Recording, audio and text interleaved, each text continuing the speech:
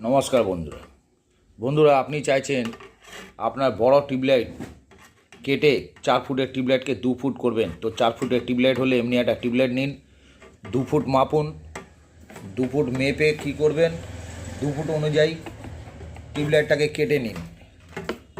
আর তারপর আপনি একটা 2 ফুটের স্ট্রিপ দেখুন, এই দেখুন এটা 2 ফুটের স্ট্রিপ আছে।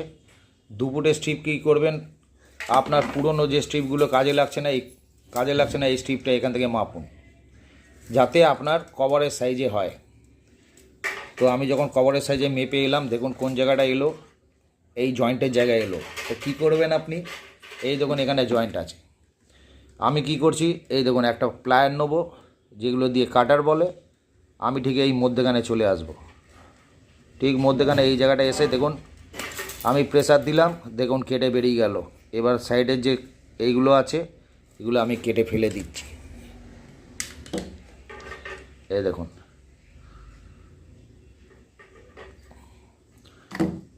পুরোপুরি আমি কেটে বাদ দিয়ে দিলাম।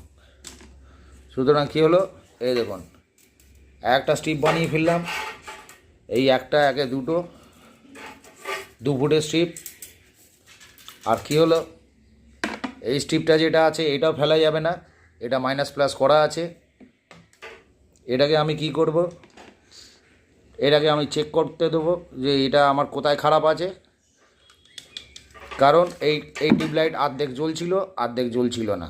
সুতরাং এইটা অর্ধেক জ্বলছে না, এটাকে আমি চেক করে নেবো কোন এলইডি খারাপ আছে, সেটাকে রিপেয়ার করে আবার 2 ফুটের টিউবলাইট আমি বানিয়ে দেবো। 4 ফুটের টিউবলাইট কেন আমি কাটলাম, 4 ফুটের টিউবলাইটে অর্ধেক জ্বলছে না, তার মানে যেটা ড্রাইভার আছে ড্রাইভারের স্ট্রিপে হয়তো কোথাও গণ্ডগোল আছে বা এলইডির মধ্যে গণ্ডগোল আছে। কিন্তু আমি কি করব, তখন ধরে এখন 22 ওয়াটের হয়, ওটা 36 ওয়াটের হয়, তো আমি কি করব, ড্রাইভারের ওয়াটেজ কমিয়ে দেবো।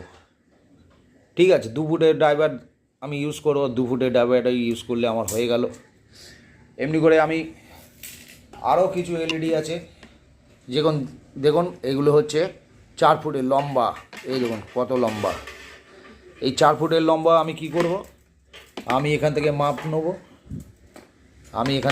নেব, এই যে আমার এখানে মাপ আছে, আমি এখানে মাপ নিয়ে আমি সোজা চলে আসবো এই জায়গাটা।